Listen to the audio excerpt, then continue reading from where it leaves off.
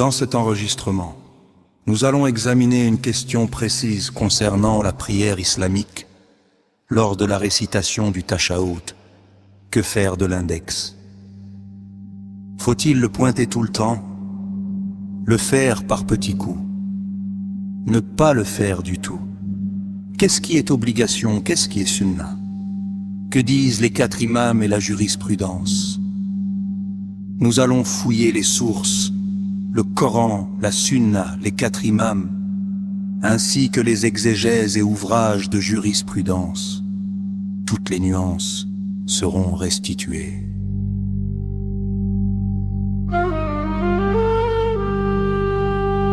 Commençons par le Coran. Le livre saint ne contient aucune prescription explicite concernant le geste de l'index ou la position des mains pendant le Tashahhud. Venons-en à la Sunna. De nombreux hadiths authentiques rapportent que le prophète, paix et salut sur lui, levait l'index pendant le Tashahhud, un geste symbolisant l'unicité divine, le Tawhid. Premier hadith, celui d'Abdullah ibn Umar, qu'Allah l'agrée, rapporté par Muslim. Il dit, lorsque le prophète s'asseyait pour le Tashahhud, il posait la main gauche sur le genou gauche et la main droite sur le genou droit, puis faisait le signe avec ses doigts et levait l'index. Deuxième hadith, celui d'Abdullah ibn al-Zubayr, qu'Allah l'agrée, rapporté par Muslim également. Il posait la main droite sur sa cuisse droite, puis levait l'index et posait son pouce sur son majeur.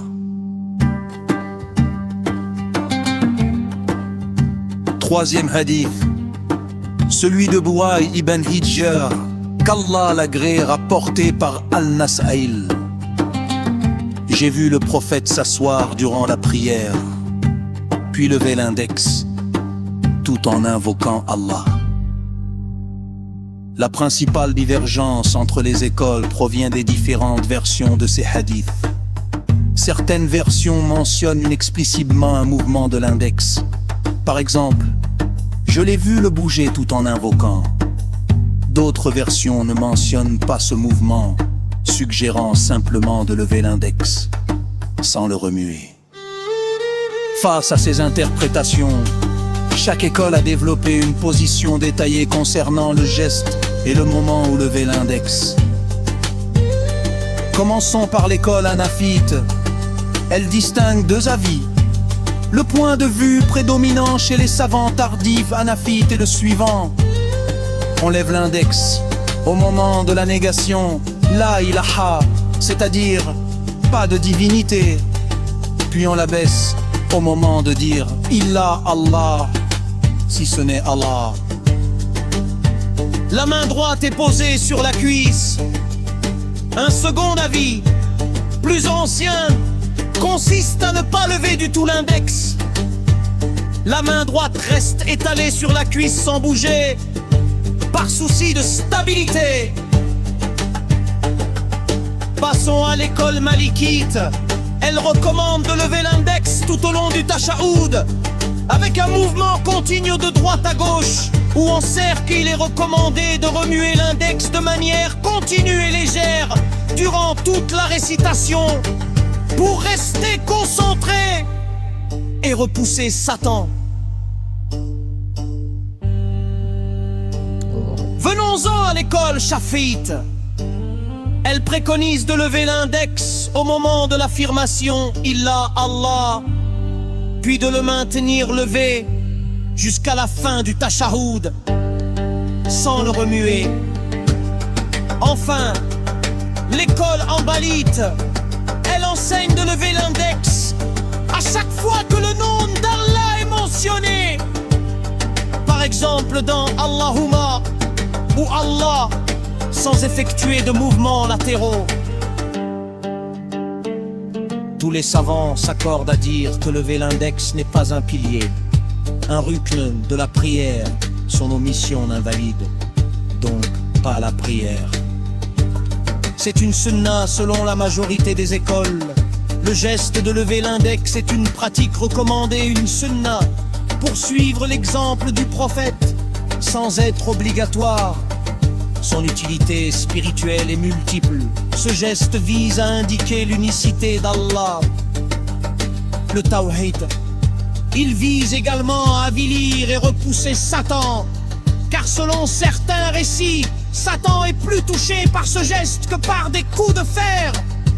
Enfin, il vise à maintenir la concentration et éviter la distraction, en rappelant au cœur les états de la prière.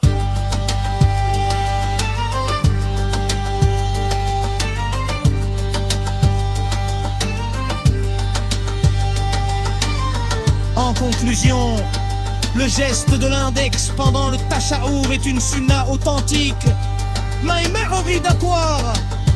Dans les modalités exactes varient selon l'école juridique sunni. Qu'on dire quoi? Lever l'index est humainement reconnu d'une sunna pour survivre l'unicité divine. Tous les ports, concernant le mouvement, les amis qui versent.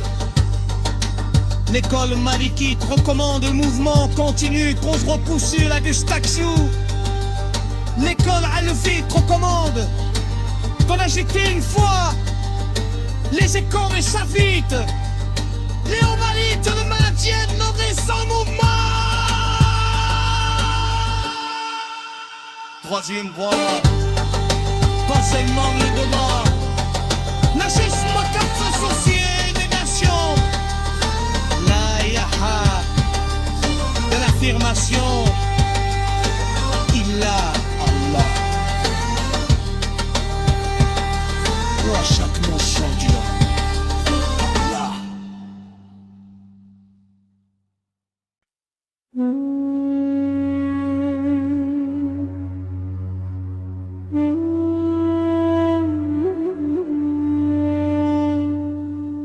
Ainsi, un fidèle peut suivre la vie de son école sans que cela n'affecte la validité de sa prière, chaque pratique ayant une base dans la sunna prophétique. J'espère que ces éclaircissements vous seront utiles.